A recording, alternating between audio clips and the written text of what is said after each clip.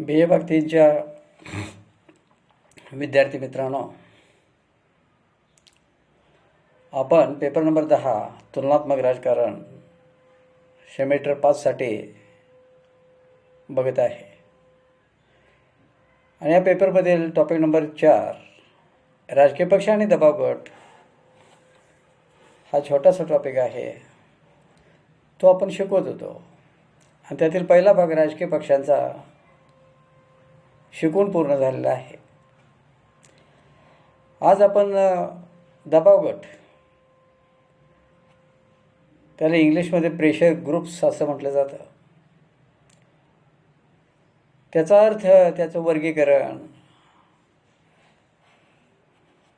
दबाव गट म्हणजे काय वगैरे हे सगळं आपण बघायचं आहे. त्याचा अर्थ, वर्गीकरण बघितल्यानंतर दबाव गटाचं राजकारणामध्ये काय भूमिका असते, त्याचबरोबर दबाव गटाची कार्यपद्धती काय असते आणि दबाव गटाची परिणामकारकता हे राजकारणावरती दबाव गटाचा प्रभाव कसा पडतो इतका भाग आपल्याला या टॉपिकमध्ये बघायचा आहे.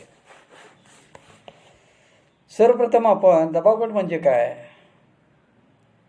हे बघूया. समाज व्यवस्थेत विविध स्वरूपाचे गट, समूह, संघटना असलेले दिसतात.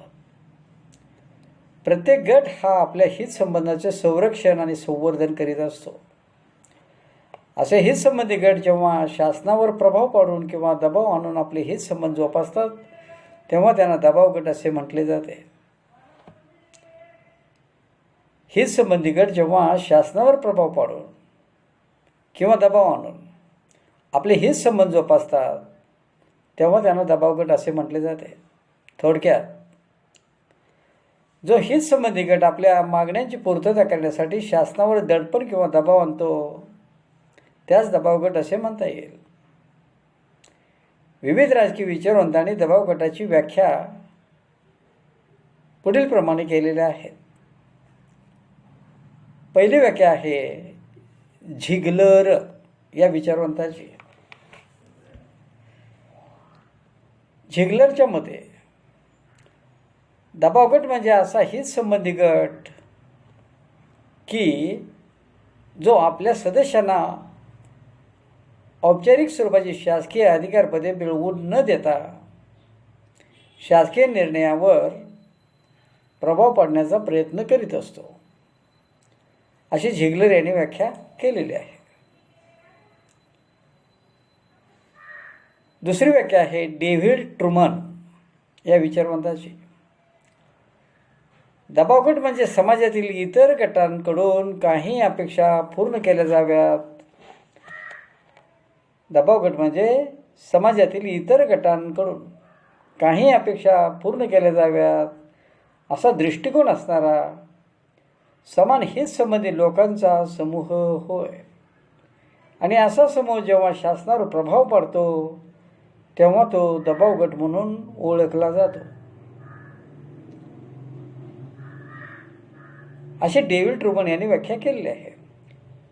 त्याच्यानंतर लिझरसन या विचारवंताची व्याख्या.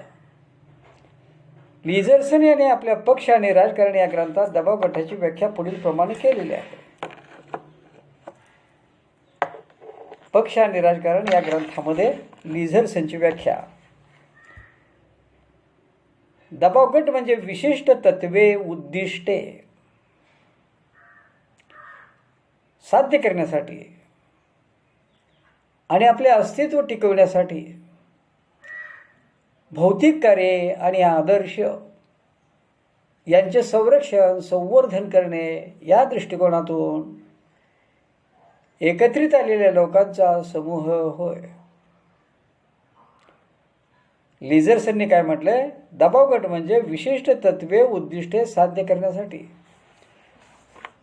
आणि आपले अस्तित्व टिकवण्यासाठी भौतिक कार्य आणि आदर्शांचे संरक्षण, संवर्धन करणे या दृष्टिकोनातून एकत्र आलेल्या लोकांचा समूह होय.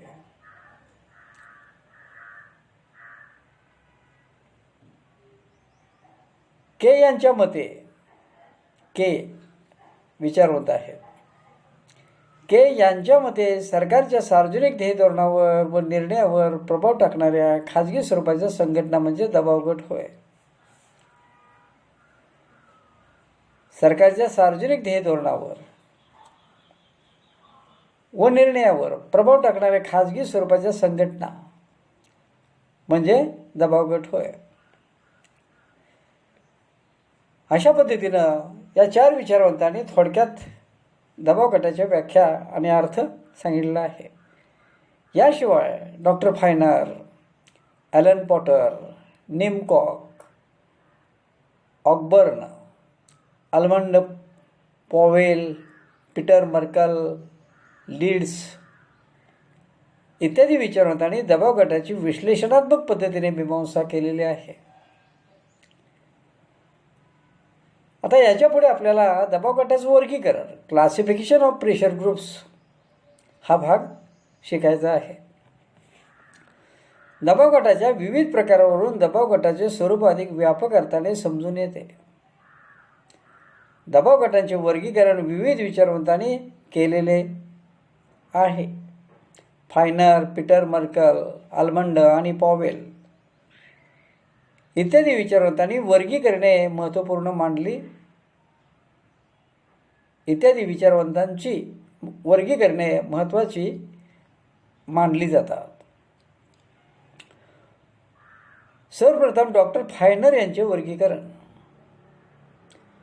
डॉक्टर फायनर यांनी दबाव गटाचे पुढील प्रमाणे 8 प्रकार सांगितलेले आहेत. 8 प्रकारात फायनर यांनी वर्गीकरण केलं. कुठले 8 प्रकार आहेत?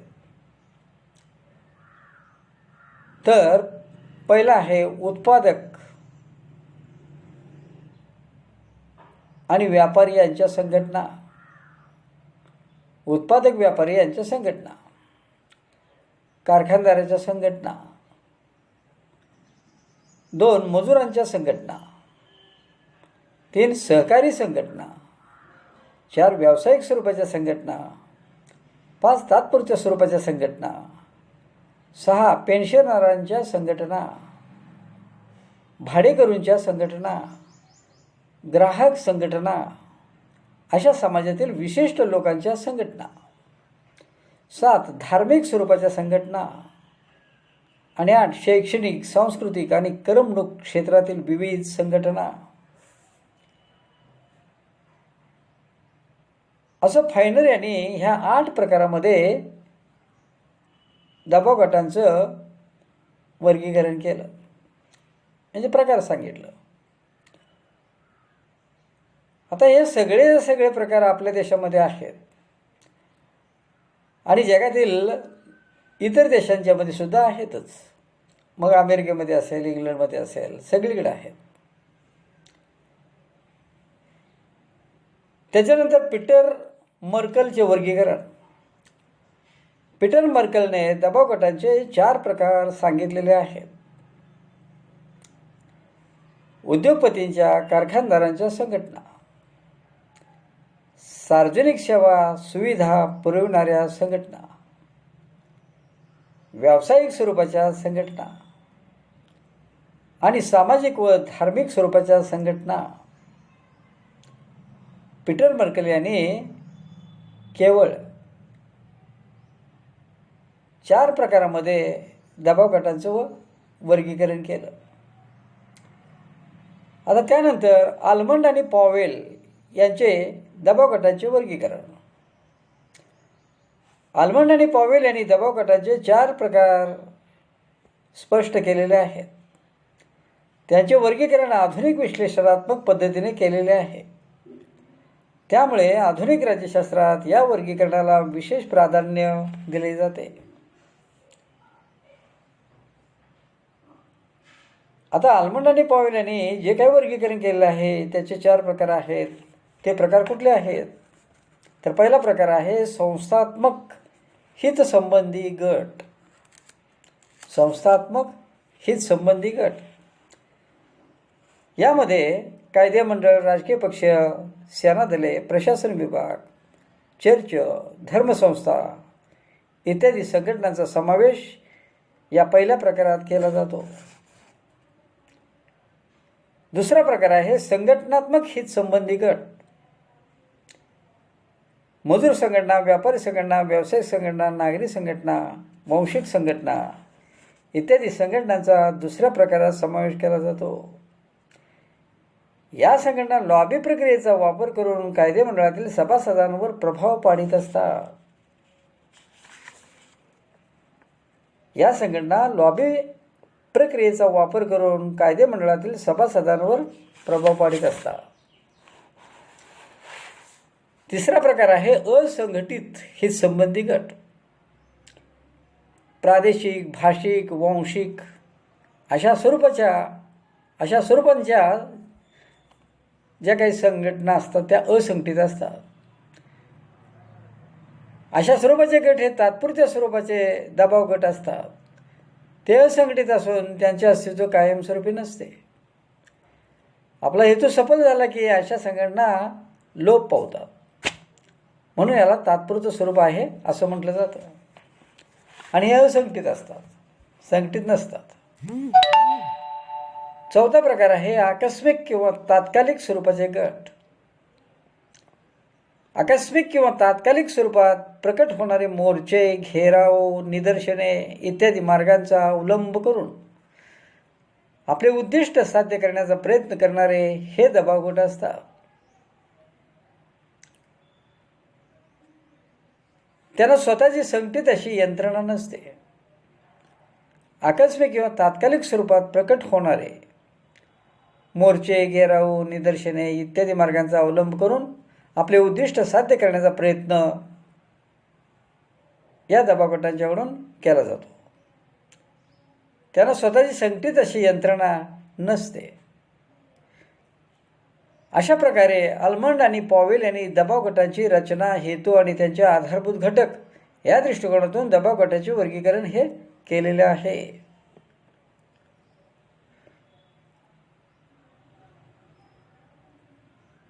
दबाव गट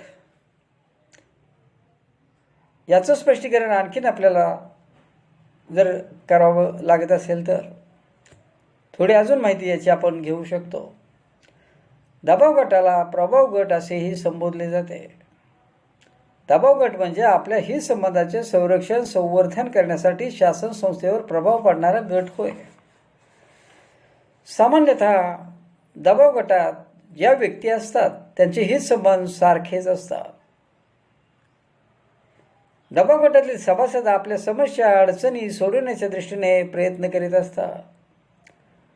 प्रत्येक दबाव गट हा हित संबंधी गट असतोच, परंतु तो वेळोवेळी शासनावर आपला प्रभाव पाडित असतो. समाज व्यवस्थेत दबाव गटाची अनेक उदाहरणे देता येतील. मजूर संघटना, व्यापारी संघटना, शिक्षकांची संघटना, शेतकऱ्यांची संघटना, कर्मचाऱ्यांची संघटना, वकिलांची संघटना, विद्यार्थी संघटना इत्यादी विविध संघटना दबाव गट म्हणून ओळखल्या जातात. दबाव गट हे राजकीय पक्षाहून भिन्न असतात. दबाव गटांना सत्ता प्राप्त करावयाची नसते. ज्या राजकीय पक्षाकडे सत्ता असते त्या सत्ताधारी पक्षावर प्रभाव पाडून, दबाव आणून हे गट आपले हित संबंध सुरक्षित राखण्याचा प्रयत्न करीत असतात. वेळप्रसंगी सरकार आणि दबाव गट यात तणाव निर्माण होऊ शकतो. अशा वेळी सामाजिक सुरक्षितता धोक्यात येते. शासन दंडशक्तीच्या आधारे दबाव गटाचे आंदोलन मोडून काढू शकते. परंतु काही वेळा दबाव गटाचा प्रभाव एवढा असतो की शासनाला नमते धोरण घेऊन सामोपचाराने प्रश्न हाताळावा लागतो. उदाहरणार्थ महाराष्ट्रात अनेक वेळा मजूर संघटना, कर्मचारी संघटना, विद्यार्थी संघटना, शेतकरी संघटना यांनी केलेली आंदोलने आणि शासनाने घेतलेले निर्णय यावरून दबाव गटाचे प्रभावी कार्य समजून येते. याचं आणखीन एक उदाहरण आपल्याला घेता येईल. सध्या चाललेलं दिल्ली या ठिकाणी शेतकऱ्यांचं आंदोलन. जवळजवळ हे आंदोलन महिनाभर चाललेलं आहे असं आपल्याला दिसून येतं.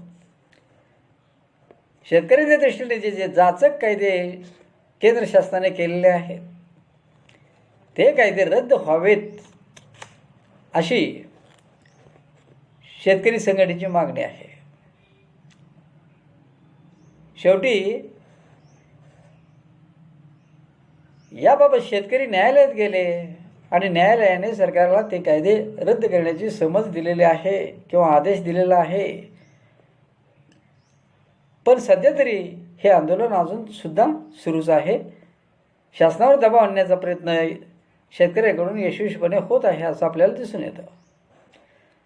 दबाव गटाला आपली प्रचार यंत्रणा उभी करावी लागते. दबाव गटाला आपले कार्य यशस्वी करण्यासाठी विविध प्रचार साधनांचा वापर करावा लागतो.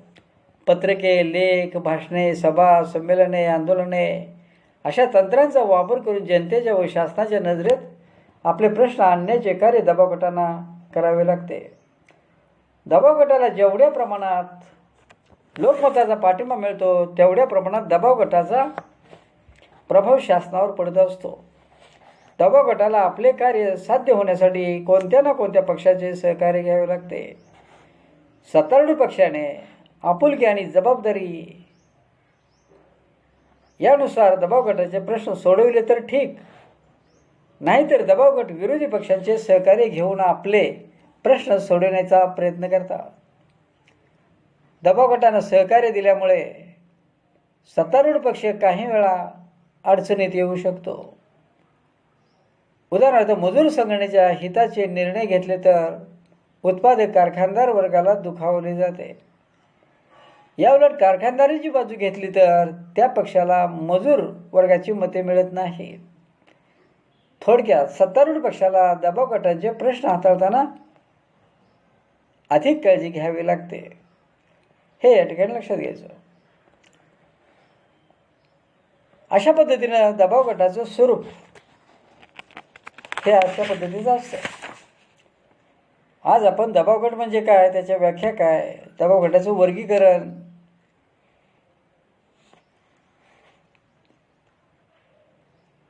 आणि त्याचबरोबर दबाव गटाचं थोडक्यात स्वरूप आपण बघितलं. आणि याच्या पुढे मग दबाव गटाची राजकारणातील भूमिका काय आहे हा भाग आपल्याला बघायचा आहे. दबाव गटाची राजकारणातील भूमिका. दबाव गट हा राजकीय व्यवस्थेत अनौपचारिक घटक म्हणून कार्य करीत असतो. सामान्यतः दबाव गटाला पुढील प्रकारची भूमिका पार पाडावी लागते. कुठली भूमिका पार पाडावी लागते तर मागण्यांचे आविष्करण, विशिष्ट कल्पना व विशिष्ट धोरण यांचा पाठपुरावा करणे, शासनावर प्रभाव पाडणे, प्रचार मोहीम चालू ठेवणे, लॉबी प्रक्रिया चालू ठेवणे, त्याचबरोबर राजकीय पक्षांचे सहकार्य घेणे, राजकीय तंत्रांचा वापर करणे, सरकार आणि जनता या दोहोत संपर्क साधण्याचे कार्य, अप्रत्यक्षपणे निवडणुकीत सहभागी होणे आणि सर्वसामान्य जनतेचा राजकीय सहभाग वाढवण्यासाठी प्रयत्न करणे. अशा पद्धतीनं वेगवेगळ्या दृष्टिकोनातून दबाव गटाला आपली राजकारणातील भूमिका ही पार पाडावी लागते. शासनावर दबाव आणावा लागतो.